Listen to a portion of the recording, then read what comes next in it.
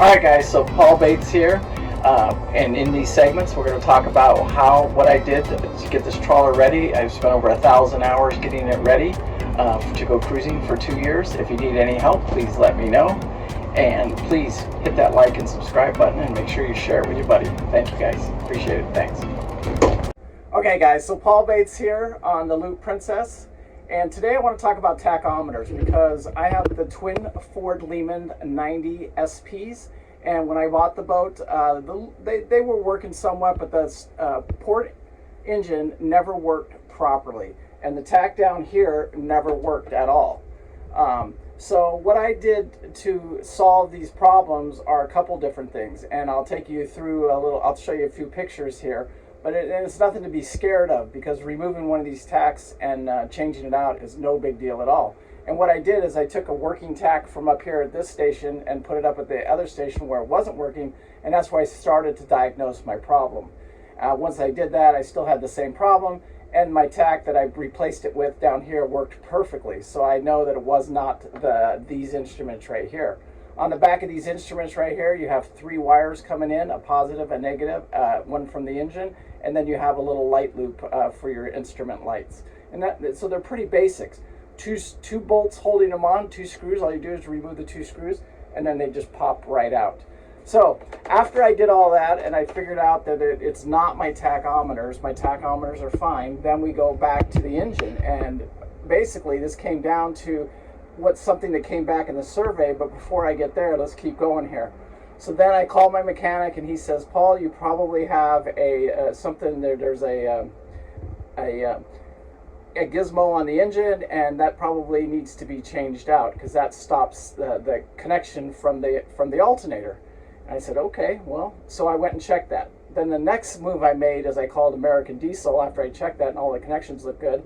And American Diesel, and talked to Brian. Brian told me, asked me what my system was like. He said, more than likely that's not it. All that is an oil sensor, and as long as you have oil pressure, your tack should be working. So I would look at your alternators. And then here's where you have to back up.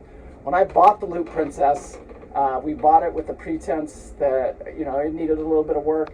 And this came up in the survey. They had 2 hot power lines running from each engine to one, and then running from there up to the battery switch on the outside of the battery switch. And that's where my problem was. So it was great to be able to solve 2 problems and get my tacks working at the same time. And I have all of my tacks working now, because when I was doing all of my diagnosis, I found out that on this tack that wasn't working down here at the lower helm, just one of the wires came off of it. So once I attached that wire, all of my tacks are working now. So the problem was when you feed those 2 wires, and I'll show you a picture right here, you feed those 2 wires in the thing, your alternators are fighting each other. And when they're fighting each other, one alternator will shut off. And when that alternator shuts off, it shuts the tack off, basically. So what I had to do was a pretty simple fix, and it didn't cost me any money. It was like a $7 fix. Literally, I spent $7 in parts yesterday fixing this. And all I had to do is separate the 2 wires and run them to each battery bank that's designated for each motor. And then from there, I didn't have to change any other wiring. I just removed the 1 wire from the switch, and then extended those wires from the engines into each battery bank. And then now each battery bank is charged with its own alternator and its own engine. It's dedicated for its own power. Now, with that being said, I can still go to the switch, my outboard switch, or my battery switch, and I can go to battery 1, battery 2, battery whatever, or both. So when I go to start the boat, I'll probably always go to both still. And then when I'm running the boat, I'll go to 2. And when I'm at anchor, I'll have 2, because I have 2 Group 27 interstate batteries on the port engine, and on the starboard engine, I have 1 Group 27 start battery. And they're pretty much just dedicated to start that engine. But I can also use that as a jump to jump the other battery, in case we used a little too much juice one night while we're out at Anchorage. Anyway, Paul Bates, I just wanted to share this tack tip with you as we're getting the Loop Princess here ready to take off for America's Great Loop, or whatever adventure we get on.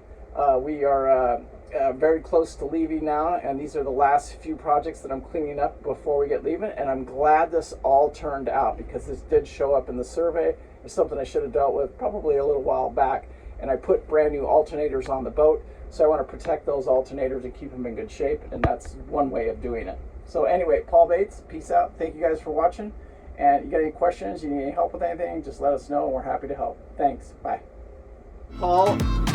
Beverly and Daisy from the Loop Princess. Thank you so much for watching. Here's to salt under your keel and safe voyages. Thank you so much for watching. Make sure you hit that like and subscribe button. Thank you.